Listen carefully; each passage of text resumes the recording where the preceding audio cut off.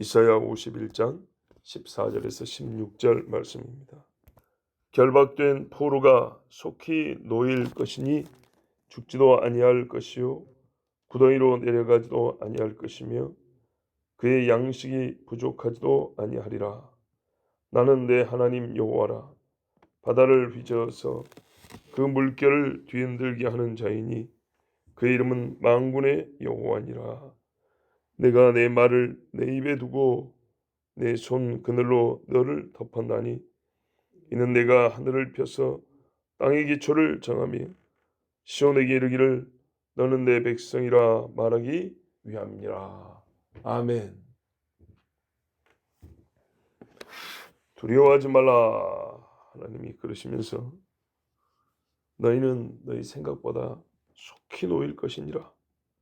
구덩이에 던져져 죽지도 아니할 것이고 너희의 양식이 떨어져서 포로 생활하는 그곳에서나 귀환하는 길에서나 굶어 죽지 아니하다. 그렇게 말씀하십니다. 이스라엘 백성이 포로지에서요 때가 되면 돌아온다는 말은 듣긴 했는데 마음이 조급합니다. 빨리 가고 싶죠, 누구라도. 그래서 준비를 많이 했어요. 곡식도 준비하고 돌아갈 때 입을 옷, 챙겨갈 짐들 이렇게 싸놓고 채비를 하고 있었단 말입니다. 근데 이게 잘 안 되는 시간이 가까워오는데 오늘인가 내일인가 이제 이러고 있는 거예요. 혹 돌아가기 전에 누군가 갑자기 이스라엘 사람 또 유다인들을 미워하는 자가 일어날까? 우리 걸 뺏을까? 우리를 모함해서 죽일까? 걱정이 이만저만 아닙니다. 막상 나를 받아놓고 뭐를 일하려면 우리가 또 그런 마음이 들죠. 지금 귀환하려고 준비한 것들이 많이 있는데 야 이거 돌아가기도 전에 여기서 다 써버리는 거 아니냐. 뭔가 좀 힘미도 있고 안정적일 때 속히 돌아가야 하는데 막 이게 마음에 걱정이 되는 거예요. 그때 하나님이 어떻게 용기를 주고 위로하시냐 하면 바로 이 말입니다. 결박된 포로가 속히 놓일 것이니 너희가 빨리 풀려나고 돌아가려고 너 단어도 애를 쓰는데 왜요? 누가 우리를 죽이거나 우리의 먹을 걸 뺏어버리면 이제 그때는 가 해도 못 간단 말입니다. 그러니까는 이게 좀 뭐가 앞뒤가 맞고 뭐가 좀 조건이 맞을 때 딱 가면 좋겠는데 막 이렇게 걱정을 하고 있어요. 그때 하나님 하신 말씀이 걱정하지 마라. 내가 다 돌려보낼 것이다. 곡식도 안 끊어지고 누가 너희를 저기 구렁이에 던져가지고 죽게 하지도 않을 것이고 다 돌아가게 할 사람은 너희가 믿음만 가지면 다 돌아가게 해준다. 이렇게 말씀하고 있어요. 15절에 나는 내 하나님 여호와라.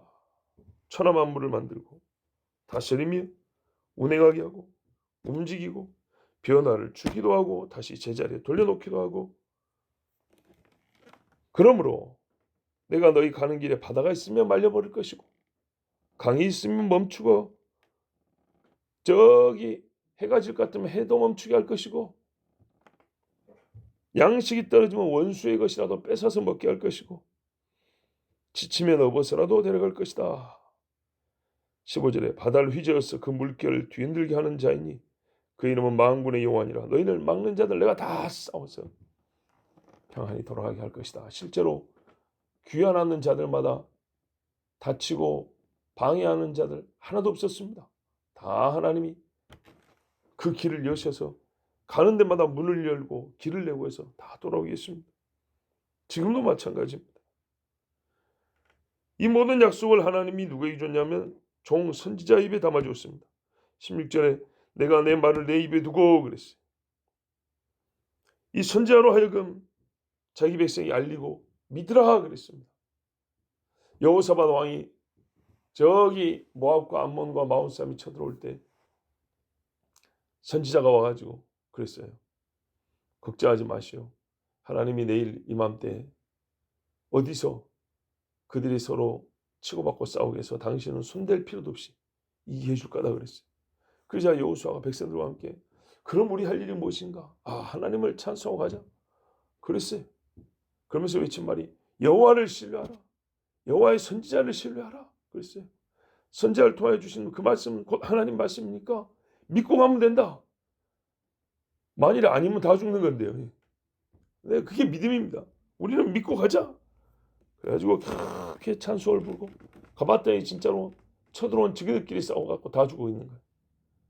야, 그래서 하나님을 여기는 우리가 찬송하는 자리다 하였고 브라가 골짜기라고 이제 이름까지 짓고 그랬어요.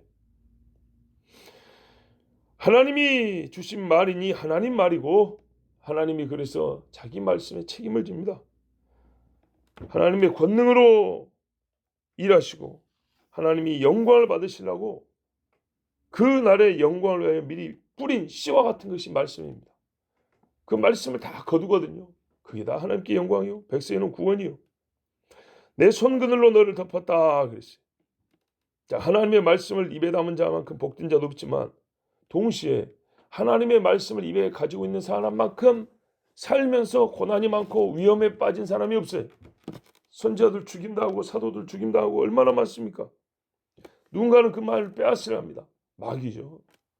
무효화시키려 하고 입을 못 열게 하고 이 마귀와 이 악한 영들 그리고 수많은 악한 사람들이 막 달려듭니다.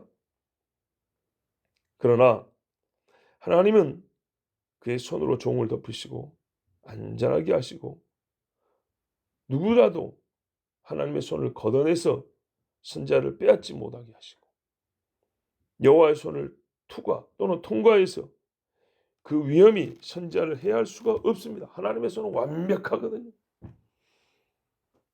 선지자만이 아니죠. 사도들도 그랬죠. 예수님도 그랬어요.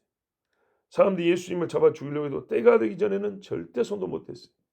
사도 베드로 같은 경우도 예를 들어서 오겠다 넣어놨는데 천사가 데려 나가버리잖아요. 때가 아니면 손도 못 대는 겁니다.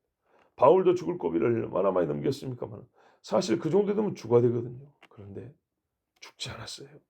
때가 되기 전까지.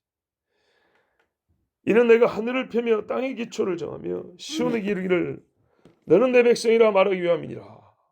자, 이렇게 일하신 이유가 뭐냐? 목적이 뭐냐? 하늘을 펴며 땅의 기초를 정하며 천지를 창조하기 위함이고 시온에게 하실 말씀이 있기 때문이죠. 이렇게 두 가지로 나눠 보이지 않고 사실 여기서 천지 창조는 후반부에 너는 내 백성이라 하고 시온에서 외친다는 이 말씀이 언제부터 작정이 된 거냐? 얼마나 확고한 하나님의 의지인가를 말하기 위해서 지금 하늘과 땅 이야기를 하는 거예요. 창조한 거는 다 알고 있죠. 그런데 내가 하늘과 땅을 만들 때부터 작정한 일이다 그 말입니다. 하나님의 목적과 의지가 어디서부터 있었냐면 하늘을 펼 때 내가 시온에게 할 말이 이미 정해져 있었고 땅에 기초를 놓을 때 이미 시온에게 너는 내 백성이라 말할 계획을 갖고 계셨다 그 말입니다. 하늘이 없어지지 않냐고 땅이 없어지지 않는다면 하나님의 이 약속과 계획도 여전히 유효하고 하늘의 별과 달과 해가 지금 운행하는 것처럼 이스라엘을 향한 시온을 향한 하나님의 계획도 그대로 여전히 지금 운행하고 있고 저것들의 때가 되면 밝게 빛나고 누구도 화살을 쏘거나 칼을 들거나 해서 하늘의 별과 해를 어떻게 하지 못하잖아요. 그것처럼 이스라엘 백성에 대해서도 내가 철저히 그 기초를 정하고 장소를 정하고 위치와 높이를 정했으니 바로 시온 이때 내가 이스라엘 백성 불러서 나의 백성이라 그렇게 부를 것이다. 이것은 확실하다. 변하지 않는다. 어떤 피조물에 의해서도 침해당하지 않은 하나님의 뜻이다. 그것입니다. 즉 하나님은 이스라엘을 반드시 구원하고요. 그 다음에 이 백성을 통하여 찬송을 받습니다.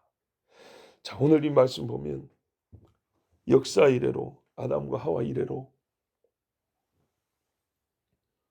하나님으로부터 보내진 모든 선지자, 사도, 그리고 선지자 중에 선지자인 예수 그리스도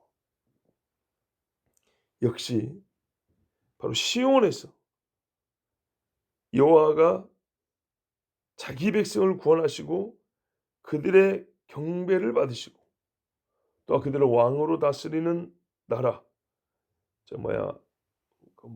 무슨 이단 중에 무슨 왕국이 있잖아요.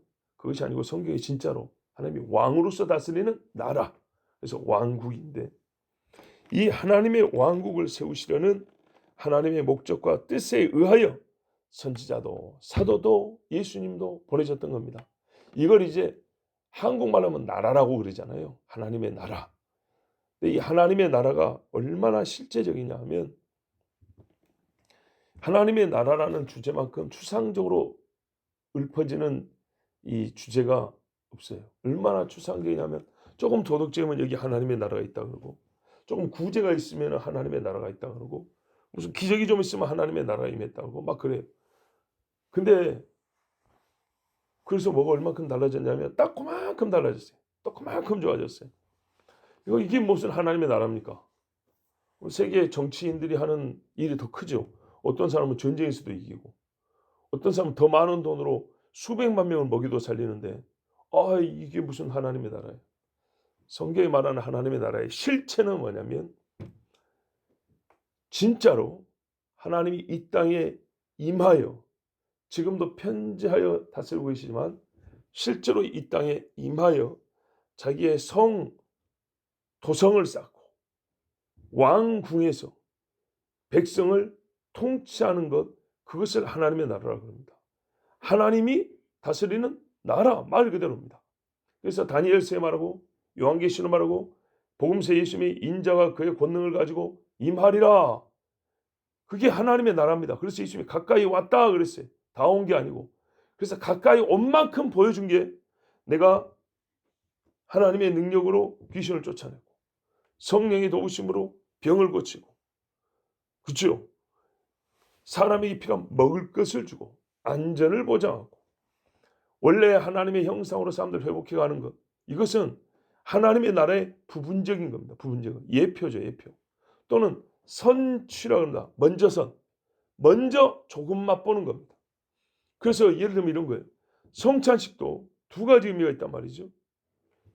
유월절 식사의 완성이면서 다가올 하나님의 나라에서 먹을 식사에는 미리 맛보는 정도밖에 안 되는 거예요. 이 땅에서는 아무리 좋아봐도.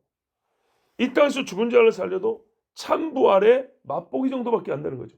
참부활이 있으니까 이 땅에서도 몇 사람 잠시 죽었다가 다시 살아나게 해서 몇 날을 더 살게 하셨고, 참 하나님의 나라에서 우리의 몸이 온전하니까 그것이 있으니까 여기서도 병을 고쳐서 깨끗하게 하고, 참 하나님의 나라에서 아무리 늙은 사람이라도 아무리 장애를 가진 사람이라도 온전한 몸을 입을 것이니까, 부활한 새 몸을 입을 것이니까 나만 같은 문득병자 썩은 몸이라 할지라도 어린아이 피부처럼 그렇게 바꿔주시고, 이건 하나님의 나라의 선취와 모형의 사건에 불과한 겁니다.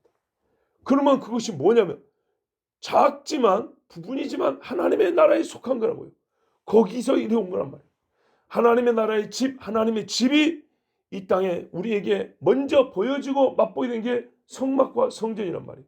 그래서 어떻게 했냐면 우리가 예전에 왜 성막이 있는데 성전을 또 지었냐 그랬잖아요. 성막이 하나님의 나라의 모형이라고 분명히 그랬거든요. 근데 이 모형인데 완성이 아니고 완전한 게 아니고 모형이다 보니까 부분적이잖아요.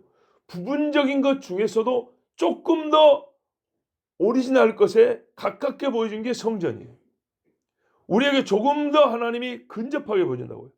하나님의 나라의 메시지를 누가 전하냐? 복음을 선지자들이 전했어요. 선지자들보다 더 온전하게 전한 이가 예수님이라고요. 이게 모세의 글을 하나님이 폐한 게 아니고 모세의 글에 나타난 하나님의 나라의 그림보다 더 구체적으로 그려져서 보여준 게 예수님이라 이 말입니다. 그걸 완전하게 이제는 대면하여 보게 한 게 주님이 다시 오실 때라는 얘기죠. 이런 식으로 점층하여서 점점 더 구체적이고 점점 더 그 원형에 가깝게 보여주는 이 역사 속에서 하나님께서 우리의 구원도 이루셨어요. 자, 하나님의 나라. 실제로 하나님께서 이 땅에 임하셔서 하나님 외의 것들을 다 제거하시고 완전하게, 우리 표현으로 하면 100% 하나님이 모든 것을 직접 통치하는 그 나라. 사단의 조그마한 간섭이나 방해나 왜곡이 없는, 더러움이 없는 순전한 하나님의 나라. 그 나라를 처음에 창조할 때부터 하나님이 뜻을 세웠다 이 말입니다. 그리고 그 핵심이 뭐냐면 하나님의 백성을 구원하는 일이 그 가운데 들어있어요. 그래서 그 구원하는 일도 하나님의 나라 주님 오실 때 완전한 구원의 완성이라고 했잖아요. 그 점층적으로 보여주는 겁니다. 가장 복음도 시초에는 뭘 갖췄어요? 여자의 씨라고. 이게 뭔 말인지, 여자가 난 사람이 다 구원자라는 말인가? 그 점점 구체적으로 가르쳐주죠. 아브라함에게, 유다에게, 다윗에게, 나중에는 마리아와 요셉에게, 이렇게 해서 점점 구체로 가르쳐주고, 그가 하는 일이 뭔가 짐승을 잡아가지고 우리를 구원한다는데, 아, 피를 흘린다는 거구나, 이렇게 나르지만 과연 누가 어떻게 했더니 예수 그리스도가 십자가에 달려서 저주를 받아 세상 모든 사람들의 죄를 지고, 아, 유대인만의 것이 아니었나? 아, 유대인이나 헬라이나 차별이 없으며 점점 이렇게 구체적으로 하나님 나라의 원형이 우리에게 보여진단 말이죠. 요걸 언제부터 계획하셨냐면 하늘을 펼 때부터. 이 일이 언제부터 작정되었냐? 땅의 기초를 놓을 때부터. 얼마큼 확실하냐? 하늘과 땅이 존재하고 거기에 있는 모든 것들이 하나님의 뜻대로 운행하고 어떤 피조물도 이 운행을 방해할 수 없는 것처럼 이 하나님 시온의 백성을 부르시고 구원하는 것은 확실하다는 겁니다. 그리스도의 사역도 무효화되지 않고 영원합니다. 하나님의 백성은 정해진 자는 끊어지지 않고 주의 말들은 폐하여지지 아니하고 영원합니다. 아브라함의 혈통으로서 하나님의 백성뿐 아니라 믿음으로 아브라함의 유업을 이은 모든 성도가 다 시온에서 너는 내 백성이다는 하나님의 칭함을 받을 것이고, 그때 우리는 뭐라고 말하냐? 이스라엘과 하나된 성도들은 여호와는 나의 하나님이십니다. 영원부터 주는 하나님이십니다. 이렇게 고백하게 될 것입니다. 기도하겠습니다. 아버지 하나님 감사합니다. 오늘도 우리를 부르셔서 한 주의 처음, 하나님이 정하신 달력과는 조금 다르지만은 우리는 또 한 주의 처음을 주님께 바친다는 신앙의 정신으로 오늘 이렇게 모였습니다. 아버지 하나님, 이 한 주는 무슨 일이 있겠습니까? 그러나 우리는 분명히 아는 것은 하나님께서 땅에 기초를 놓고 하늘을 펼 때부터 작정하신, 나에게 정하신 그 일이 이루어질 줄로 믿습니다. 주여, 다만 죄를 짓지 아니하고 거역하지 아니하고 불신과 불순종하지 아니하고 주여 마귀에게 미혹당하지 않기를 원하나이다. 다만 주님 앞에 순전하고 뜻을 정한 나시린과 같이 아버지여, 참 그리스도인 너는 참 이스라엘 사람이라 마음에 간사한 것이 없구나 하고 주님을 위하여 처음 정한 마음 아름다운 뜻이 지켜질 수 있도록 우리를 아버지 이끄시고 붙잡아 주시옵소서. 심의자가 하루에도 12번도 더 바뀌는 것이 사람의 속이고 곧 나의 마음입니다. 주님 사로잡아 주소서. 변개하고 주를 만홀히 여긴 죄를 용서하여 주시옵소서. 그러나 주께서 버리시면 갈 데도 없고 할 수 있는 것도 없고 살 수도 없습니다. 아버지여, 살려주시고 힘있게 하여 주시고 주의 뜻을 이루는 하나님의 백성이 다 되게 하여 주시옵소서. 예수 그리스도의 이름으로 기도하옵나이다. 아멘.